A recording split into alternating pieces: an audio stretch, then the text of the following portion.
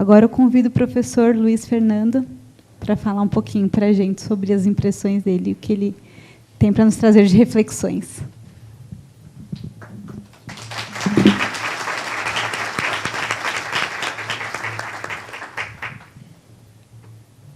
Bom dia. Se vocês perguntarem para uma criança o que ela quer ser quando crescer, dificilmente vocês terão como resposta diretor de escola.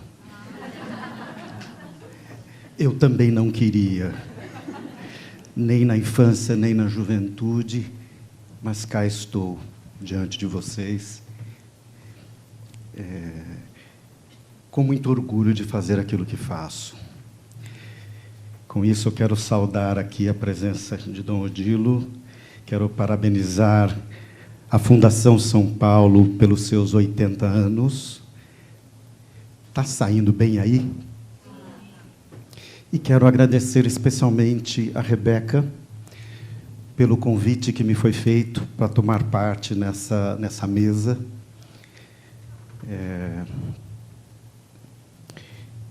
E desde o momento que ela me fez esse convite, eu ando num desassossego grande.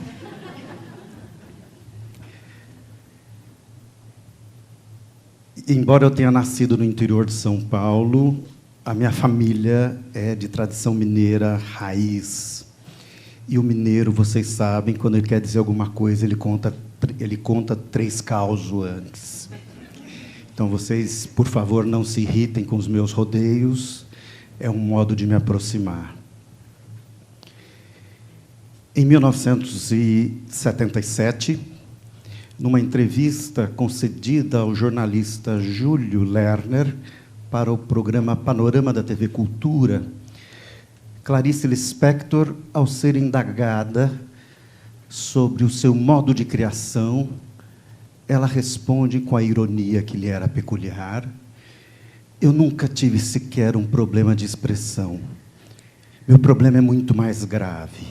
É de concepção.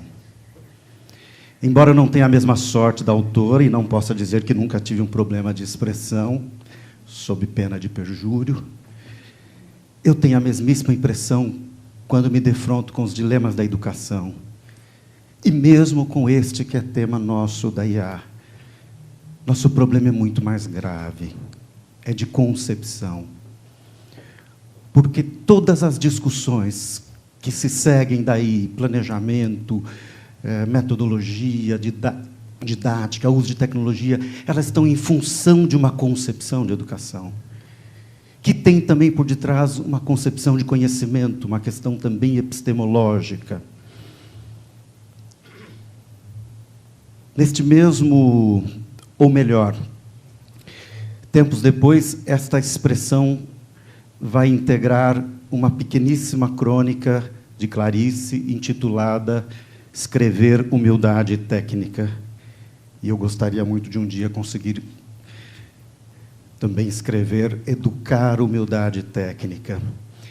E ela, na sua síntese, ela define a sua técnica como uma procura humilde. E diz ela: humildade como técnica é o seguinte: só se aproximando com humildade da coisa é que ela não nos escapa totalmente. E com muita facilidade o sentido nos escapa e nos enveredamos por caminhos que não levam a lugar nenhum. Viver é muito perigoso. João Guimarães Rosa. Vou voltar aqui ao meu desassossego e tomar de empréstimo do poeta Fernando Pessoa um outro verso. Que sei eu do que serei, eu que não sei quem sou, diz ele no Tabacaria. E quando eu recebi o convite para pensar os desafios da educação do futuro, pensei cá comigo, como posso me atrever a dizer algo se mal dei conta da educação do presente? E nessa encruzilhada dos tempos, resolvi não ficar nem com o futuro, nem com o presente, e voltar ao passado, e revisitar uma velha lição que a filosofia grega nos ensina, de pensar a educação como um problema filosófico. E isso está presente de maneira mais efusiva na obra de Platão. Mas nós temos daí já duas questões. A educação é um problema, e esse problema é de natureza filosófica. A educação é um problema na medida em que, entre a ação e o seu resultado, não há uma relação de necessidade, porque ela não é uma ciência exata. Podemos lembrar da parábola do semeador, né? As sementes que caem nas pedras, a semente que cai na terra seca. Não é certo que esta ação do ato de educar gerará o resultado tal como se espera. E isso já é em si problemático. Mas o que eu quero dizer que este é um problema de natureza, que ela é problemática no sentido filosófico? Quer dizer, o que significa um problema filosófico e um problema não filosófico? Quando eu me refiro a um problema filosófico, eu quero dizer que ele é intrínseco à natureza da coisa. O seu modo de existência é em si problemático. E problemático aqui não significa que é ruim, mas que ele nos desafia, nos questiona. A gente nunca termina de resolver o que é educar, porque cada momento exige de nós respostas diferentes.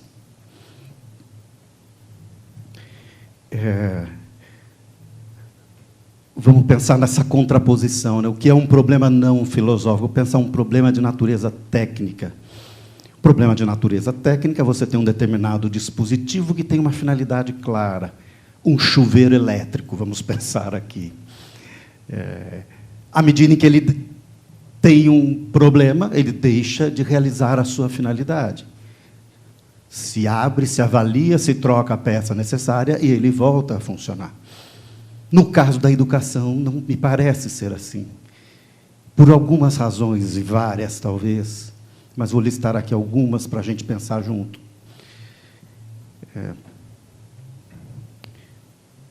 Primeiro, porque a finalidade não está clara, como está no caso do chuveiro. Precisa sair água quente lá.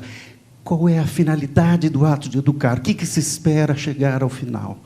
Eu não estou aqui falando de uma educação em sentido técnico. Uma educação em sentido técnico, você faz uma série de processos que visa dotar a pessoa da capacidade de realizar uma ação específica. Mas estou falando da educação no sentido amplo, de ajudar esse sujeito a ser pessoa, a ser de um determinado modo. Mas de que modo? Que modo é este que eu espero que ele seja? E ele é problemático porque não existe um só modo. Existem muitos modos, porque faz parte desse processo conceber, lapidar e encontrar este modo de habitar o mundo que me configura como pessoa humana. Porque, me parece, somos a única espécie que pode se desumanizar. Nós não falamos em vai ficar feio isso, mas destomatização do tomate, nem desabelização da abelha, mas nós falamos em desumanização do humano. E as outras espécies parecem não ter muita dificuldade em ser aquilo que é. Mas, no caso do ser humano, parece que nós precisamos de muitos processos para nos tornar humanos, ou aquilo que somos. E aí há uma frase do poeta Píndaro que nos desafia: torna-te aquilo que tu és. Esta frase sempre me deu um nó na cabeça. Como é que eu me torno aquilo que sou? E o que é isto que sou que eu devo me tornar? E como é que me torno? Então, ela é problemática porque o fim não está claro. Mas ela também é problemática porque o objeto sobre o qual ela se volta, o humano, é em si e para si um problema. Se alguém não é para si mesmo um problema, nos dê o remédio. Nós somos para nós mesmos um grande enigma. E nós passamos uma vida tentando entender o que somos, como somos, e nos frustramos com o que somos. Embora nós escolhemos ser como somos. ela é problemática também porque, nesta relação, o objeto que recebe, ele não é um objeto que recebe isso de maneira pacífica. Quer dizer, quando eu trabalho sobre a madeira, se eu conhecer bem a madeira, eu consigo operar sobre ela uma série de coisas, e ela vai receber de bom grado a minha ação. Mas, na educação, não. É preciso que as pessoas envolvidas no processo, elas estejam ali de bom grado. É preciso que elas aceitem o processo. Ou seja, educar, existe um vínculo. Não basta eu dominar uma técnica, a educação requer afeto, requer vínculo, requer uma relação, jogo humano. E ela também é problemática, eu vou parar de falar de problema, tá? Mas ela também é problemática porque ela é uma ação que se dá no tempo e no espaço. Nós não habitamos o vazio, nós habitamos um mundo. E, portanto, este ato, ele se dá dentro de um determinado contexto. E aí eu vou lembrar um filósofo de que gosto, espanhol, Ortega y Gasset, de uma frase que se popularizou: "Eu sou eu e minha circunstância. E se não salvo a ela, não salvo a mim." Mas vejam que o filósofo não nos diz "eu sou mi circunstância". Não, já peguei o espanhol aqui. "Eu sou eu e mi circunstância." Para que não caiamos no determinismo de achar que somos vítimas inertes das circunstâncias. E talvez este seja o ponto que melhor nos caiba para a gente conversar um pouco aqui. Que circunstâncias são essas que configuram uma geração que difere e que configuram um modo diferente que interfere nesse processo? Mas este é um dos problemas. Ao contrário do professor Michael, eu entendo patavinas de inteligência e tecnologia. O pouco que sei é o que me sobrou da própria tecnologia do YouTube. Mas a cultura contemporânea, ela vem sendo marcada por uma presença incisiva, diria até exaustiva, de uma série de dispositivos que trazem consigo a promessa de resolver de maneira prática, ágil, fácil e dinâmica todos os diversos dilemas da nossa vida cotidiana. Basta olhar para a quantidade de aplicativos que nós temos instalados nos nossos aparelhos celulares para nos darmos conta o quanto somos também facilmente capturados por essa lógica do consumo das coisas prontas, do desejo de pegar atalhos, do desejo de cortar caminhos, do desejo de chegar ao resultado sem ter que passar pela dor do seu processo. E eu não vou cometer a hipocrisia de dizer, não, que eu vou abrir mão do meu iPhone. Não.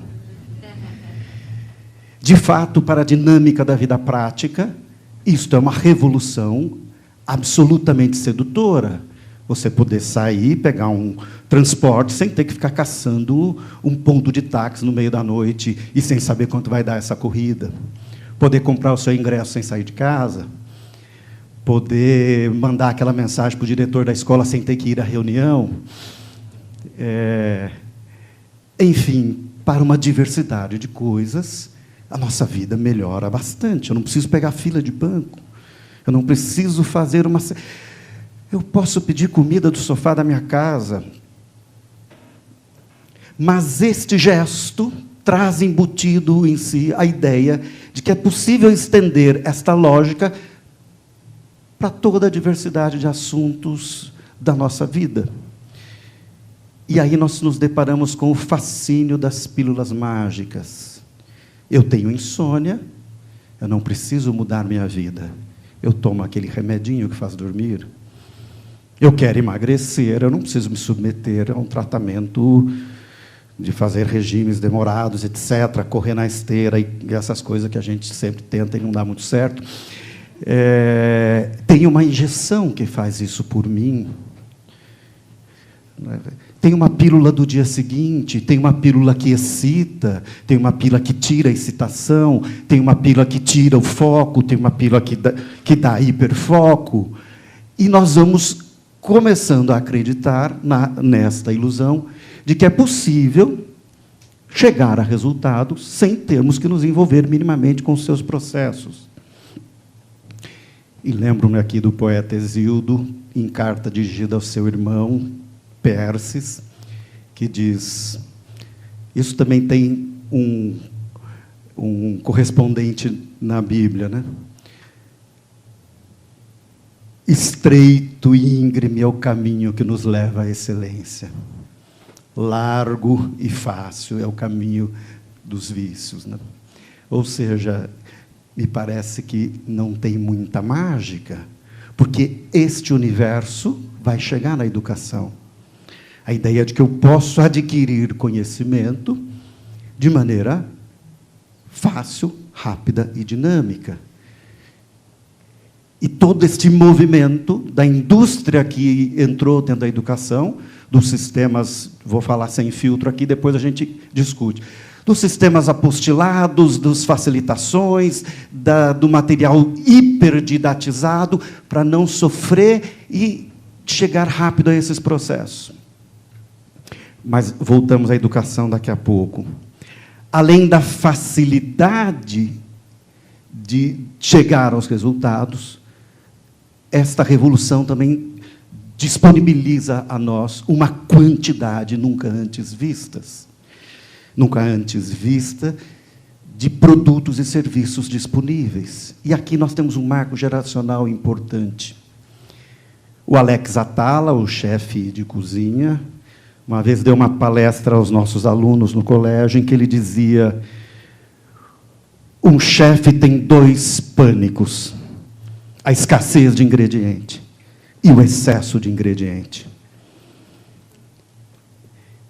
E acho que isso difere a minha geração e as anteriores a mim, eu estou no 51, da geração nova. Nosso drama era não ter as coisas. Saiu a música de uma banda, eu tinha que esperar esse disco tocar no rádio, para gravar na fita. Saiu um filme, eu tenho que esperar esse filme sair. O capítulo da novela perdeu, lascou. Dane-se, fique lá plantado às 6 horas para ver. Não viu? Já era. E uma geração que tem uma quantidade de músicas, filmes e aparatos disponível. Que eu vejo meus filhos ficam 40 minutos no catálogo da Netflix e dizem: ah, não tem nada de bom. A quantidade também paralisa. Aliás, há um belíssimo conto do Jorge Luiz Borges, intitulado, se não me engano, 2 Reis e 2 Labirintos, no qual ele toma de empréstimo 2 metáforas de labirinto. O labirinto clássico, de matriz grega, o labirinto de Knossos, para o qual nós não temos saída para lugar algum. O outro, um labirinto inusitado para mim, antes de ler este conto, um labirinto de matriz árabe, o deserto. No deserto, você pode ir para qualquer lado. O problema é que você não sabe para qual. E eu vejo essa geração um pouco com este dilema. Eu posso ir para qualquer lado, mas eu não sei escolher.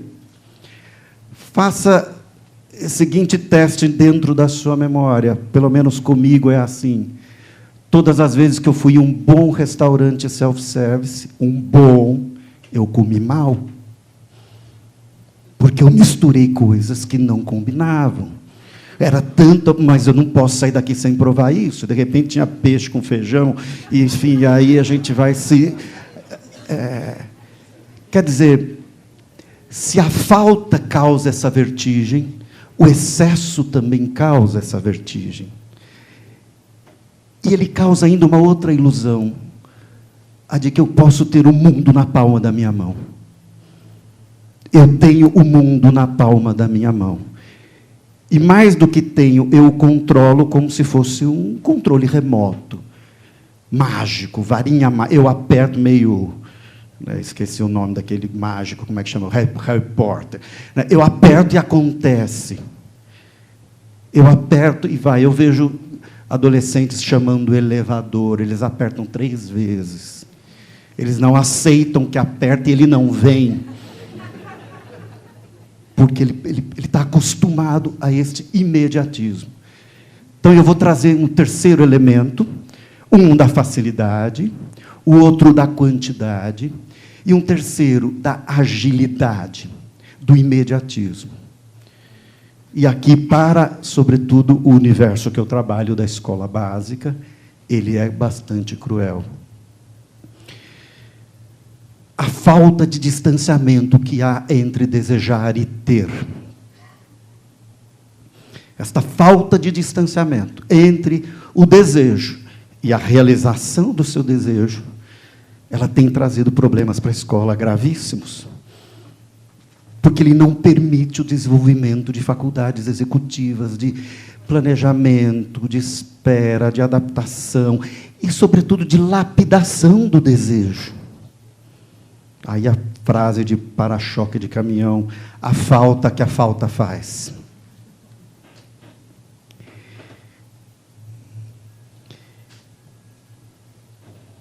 Certa vez eu vi uma reportagem que já estava além disso, né? Não era só da capacidade de desejar e ter, mas a criança nem tinha desejado e o pai já tinha comprado. Não deu tempo nem de desejar e ela já tinha. Porque o pai achou legal, ele viu na loja, nem esperou pedir. E aí, de aniversário, a criança pediu o quê? Pirulito, colorido, grande. E o pai, mas você pode pedir o que você... Eu quero um pirulito. Está fazendo sentido para vocês esta rápida exposição aqui? E não adianta você dizer, na minha casa não é assim, que lá eu controlo. Queridos, o Google é assim.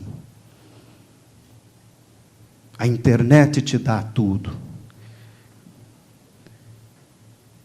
Então, esta facilidade de acesso, ela também tem criado crianças com o ego hipertrofiado.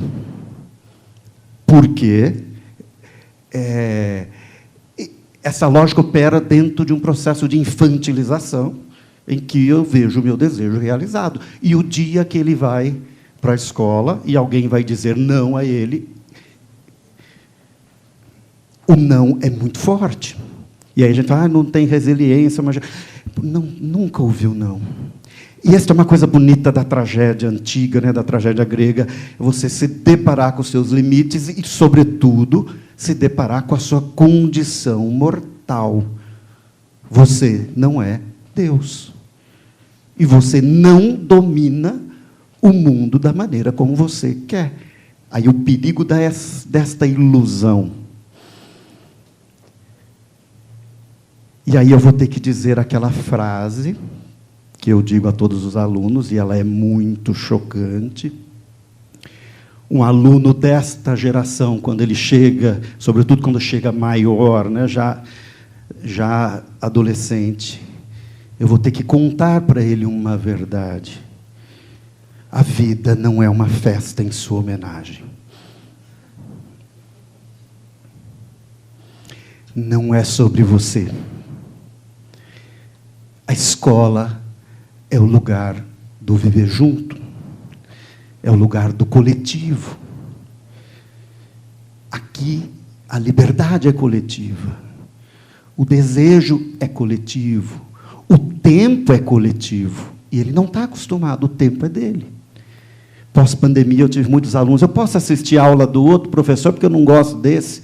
Não! Porque você tem a tua relação. Então, trazer um pouco assim, claro, estou fazendo aqui um pouco de caricatura, mas este cenário, quando chega na educação, ele tem trazido consequências dramáticas para nós. A primeira, com este modelo de facilitação do acesso aos conteúdos, ele traz uma relação utilitarista com o conhecimento, no qual os conteúdos passam a interessar só como meios e não como fim, no sentido utilitário. Cai na prova, cai no vestibular, opa! Mas eles não são pensados como fim em si mesmo. E aí vira um certo consumismo de conteúdo, na mesma lógica que nós estamos aqui condenando. E aí a educação perde algo que lhe é caro e essencial, sentido. E eu vou resgatar, só por um ponto específico, um autor que é o Edgar Morin, quando fala de complexidade, para nos ajudar um pouco a pensar isso. Já estou no fim, tá? Diz ele, complexo é aquilo que está tecido junto. E nós experimentamos a vida como complexa. Ou seja, nós experimentamos a vida com tudo ao mesmo tempo. Ela não vem separadinha em disciplinas, em áreas de conhecimento, didatizada, etc. Quer dizer, vou pensar aqui com vocês qual é a área ou a ciência que explica a pandemia de Covid. São todas, né? Eu preciso de todas para explicar o fenômeno. Preciso de linguagem, de filosofia, de psicologia, de matemática, de física. E aí eu retomo um tema que aparece aqui na fala do professor Michael, a busca de uma educação integral, que conecte o ser humano com a sua experiência concreta do mundo. E se eu tivesse que dizer alguma coisa sobre este assunto, que eu ainda estou me deparando com ele, sobre a inteligência artificial, eu acho que a escola do futuro deverá investir muito mais na inteligência real, na inteligência dos nossos estudantes, porque se não há um processo de relação com o conhecimento autêntico, investigativo, na qual eu não transformo a escola num conjunto de saberes que eu apresento aos alunos como coisas prontas e que eles tenham só que registrar e ficar e colocar nas avaliações, mas que a escola seja um convite a repensar o mundo. Frase de Merleau-Ponty, né? A filosofia nos ajuda a repensar o mundo. A escola precisa ser um convite aberto a pensar junto. Então, eu tenho que apresentar o mundo como problema. Porque não há nada mais antierótico, sobretudo nesta frase extremamente erótica, que é a adolescência e a juventude, do que apresentar a eles um mundo pronto, explicado, editado, didatizado, cuja função é só receber. Ele experimenta o mundo ainda como mistério. O mundo é absolutamente aberto, desafiador, enigmático. E aí nós começamos a pensar numa educação que se preocupe menos com o que eu vou fazer com o livro e mais com o que será que esse livro vai fazer comigo. E eu estou aqui chamando a atenção para a necessidade da experiência do conceito. Quer dizer, é importante e necessário falar de uma educação da pessoa integral, mas como é que se faz isso? Para terminar, não sei. Mas tem algumas hipóteses. Primeiro, pensando o ser humano de forma integrada. Então, eu só acredito numa educação que tenha também como projeto a educação da sensibilidade. Gosto não se discute, mas gosto se educa. Então, é preciso formar a percepção em sentido amplo, porque a percepção é o modo como eu capturo o real. O Ezra Pound dizia, né, os poetas são as antenas da raça, e eu acho bonito isso, essa ideia de ampliar a nossa antena, e talvez a poesia seja um lugar importante para isso, para mexer com a nossa sensibilidade.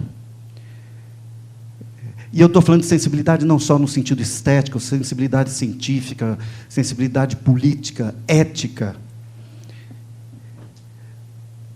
Mas é preciso que esta sensibilidade seja também problematizada em conceitos, é preciso que eu seja capaz de nomeá-la, de falar dela. Então, é preciso que essa educação, além do investimento na percepção, ela tenha um investimento na capacidade de concepção, na linguagem, em traduzir, transmutar a minha percepção em conceitos, em teorias, e problematizá-las criticamente. Mas, se eu sou capaz de perceber e questionar, ainda está incompleto o meu processo. Falta ainda pelo menos esquematicamente, um terceiro elemento, que é a ação. Ou seja, é preciso que este modo de perceber e de pensar se transforme também num modo de habitar o mundo. Ele modifique o meu jeito de ser e habitar. Porque, senão, eu estou falando de uma educação puramente ilustrativa. Então, uma educação que não se comprometa a pensar modos de habitar e ações concretas, ela é falha. E aí, um último... eu considero, talvez por uma experiência do teatro, de assim, um ótimo exercício, pensar os conceitos numa perspectiva dramática. Os conceitos, nos seus frios verbetes de dicionário, eles são muito austeros e ficam lá bonitinhos, são ótimos. Mas, quando são colocados em ação, eles se rebelam, se deslocam e nos dão trabalho. Então, mais do que saber, é preciso experimentar. Eu gosto muito de dizer assim, o conceito de democracia é lindo, mas, na reunião de condomínio, ele me desafia. Chega uma senhora, eu tenho 8 procurações, e eu vou votar 9 vezes. Puxa vida! Né? E um bando de gente que está pensando um monte de coisa diferente de mim. Então, ele se torna problemático quando eu uso. Né? O conceito de amor é problemático quando ele está em ação. Ali, quietinho, no poema, ele é maravilhoso. Então, acho que este processo, a partir do qual eu penso uma educação integrada, que junta a nossa percepção, nossa capacidade de inteligência e linguagem, e a nossa capacidade de ação, a gente consegue se aproximar um pouco de uma ideia de educação que nos desafia. É isso.